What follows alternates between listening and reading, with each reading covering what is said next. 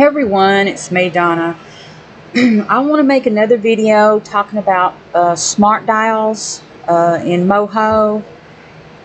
And for this demonstration, I drew out an eyeball and all that stuff. So I've already done that part. Okay, what I'm wanting to do is change the eye color and then the skin color of the eyeball, okay, and eyelids. Alright, so what I do is I've already got this on this layer right here, okay? So then what I have to do is create a bone layer, and then I put this layer within the bone layer, okay? So then what I do next is go to the bone layer, and since I don't have any other bones, I don't have to worry about anything. But if I already had created other bones on the bone layer, I would have to make sure that I click on the this area somewhere to not have this bone be parented by another bone. So it has to basically, you know, undo all the other bones, pull on this new bone that you're going to create, okay? So since, like I said, since I don't have a bone already created, what I do is I can go and I can add bone for this first one, okay? So first of all, what we're going to do is deal with the skin tone, okay? So I create a bone right here, okay? All right, now that this bone is selected, what I do is I go up here to the bone and I click on Make Smart Bone Dial. So I'll click on it. Alright, and of course I want to name it, so I'll say eye skin. Okay, and I've already unchecked this box right here where it says separate actions for positive and negative angles. I don't want to deal with that, so it's already unchecked, so I click OK. Alright, so now what I do is I go and I want to just kind of get this off of here because it's taking up too much space. So I just go up here to my window menu and I uncheck the actions. So then that pops back up my layers area. So I go into my layer. Alright, and so I'm starting off with this color right here, okay? And so I go to 1, okay, on my timeline, and so I'm going to click on the canvas because that's, you know, the color that I'm starting with, okay? And this is going to be between 1 and 100 on the timeline, okay? Alright, so now what I need to do is go into, let me click onto this part of the eye itself, or I can go to select shape, okay, right here.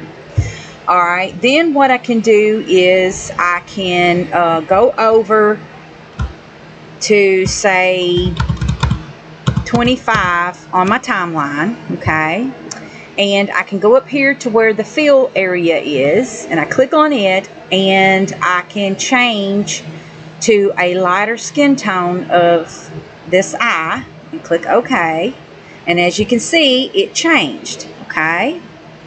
Alright, then what I can do is go on down to 50, okay, and go back up here to this fill area, click on it, and let's just say I want to go to like black. Okay, so I'll click on it, and then there you go. It turns it black. Okay, then I go back down here to the timeline, and let's just say I want to go with something crazy like purple or something. So I'll go up here, pick out purple. There you go. It's purple. Alright, and then I can go all the way down to 100, and let's just say I want to turn it yellow. So then I can turn it to a yellow color. Let's see, let's move it. Here we go, right up in there. Okay, so there you have it. Okay, so that takes care of the skin situation, the skin tone. Okay, so I'll go back up here to my bone layer, and then I select this bone right here again. Alright, and while it's selected, I go up to my window and go to my actions area, and it's got that highlighted I scan. So then what I do is I go up here to the main line and double click it.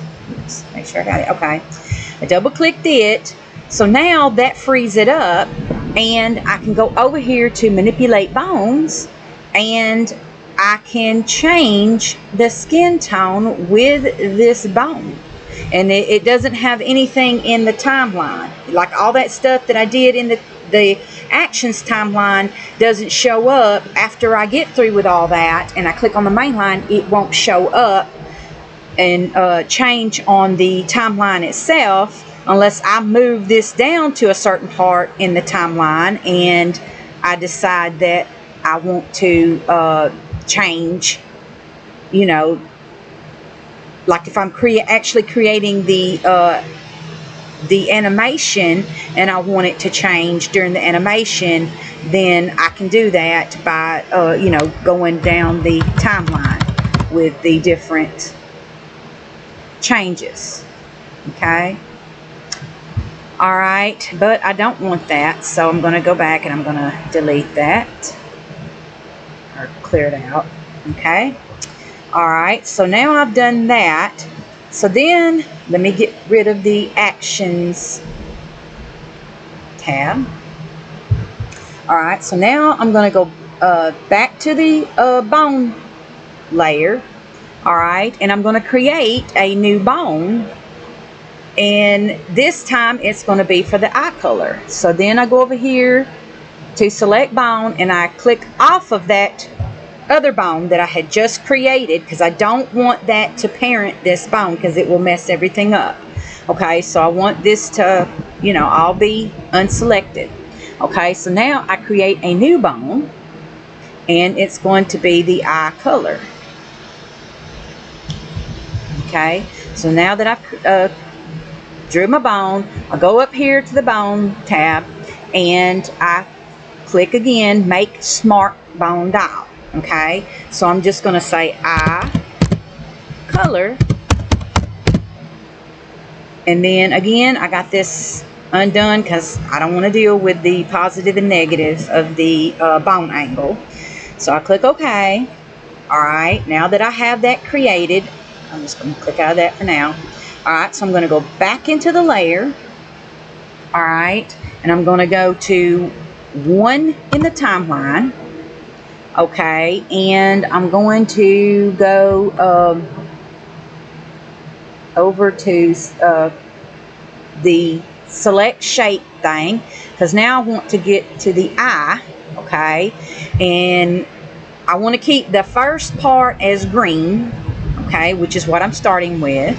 Okay, so that's fine. All right, so I do that, and which I go on down to the timeline. Okay,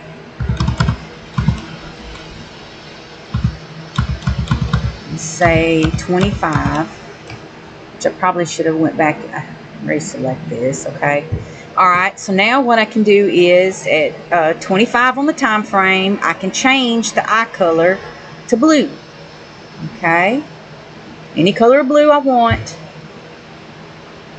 and click OK. So there you go, it's blue.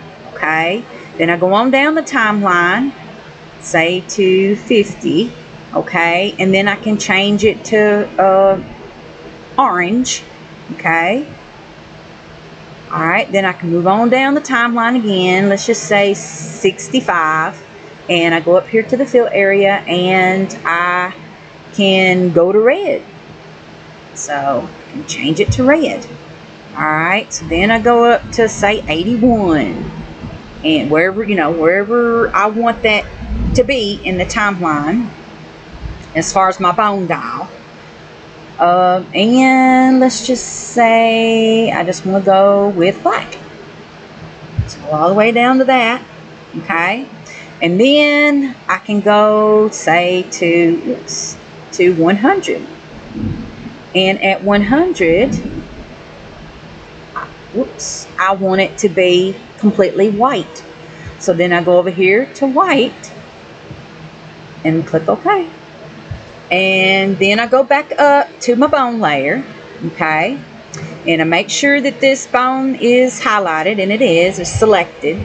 Okay, then I go up to my window and get my actions tab again.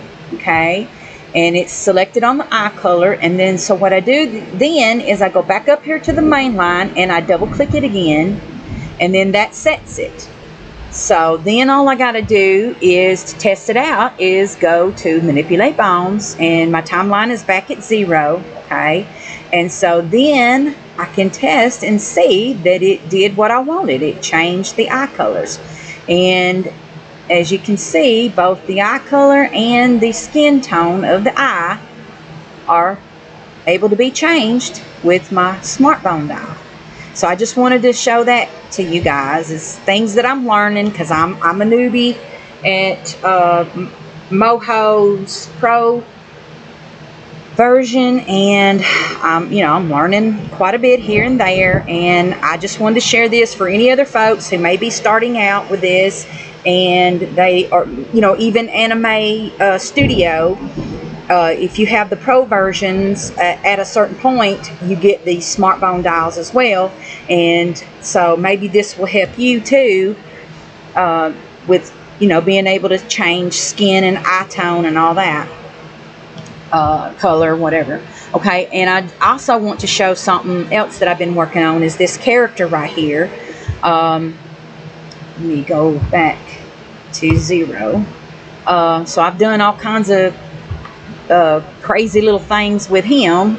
So let me show you. I'll go to manipulate bones, and so I'm just changing. I've created mouth movement, I've created nose, different shapes of noses, eyes, hair shapes, eyelids, hair color, eye color. Let me zoom in on him so you can see a little bit better. Whoops. Here. Let me go back to the eye color. Okay. Then the arm length. Change that out. Okay. And then the legs. I've been playing around with the legs. Been having a little bit of issue with that. But I'm just playing around with it. This controls the width of the legs, and then this one controls the height of my legs. So, but I mean, it's just, I've just been playing around with it, and as you can see, when I shorten them all the way, I've got a little bit of little weird areas right in here. So what I've decided is anytime that I create a short character where I have to use that, then I'll just go back and correct it myself within the layers in order to make it look like I want it to look. So I mean, it's not like it's something that can't be fixed and everything. So if you hear any loud racket, we're having a storm right now, so I apologize for that. But anyway, I just wanted to share this with you guys and hope that I've helped a little bit. And also I want to have this as a reminder for myself, because as time goes on, sometimes, we put things aside or move on to other things. We forget how to do certain things. So this is also to help me as well in the future. So anyway, we'll talk to you guys later. Bye.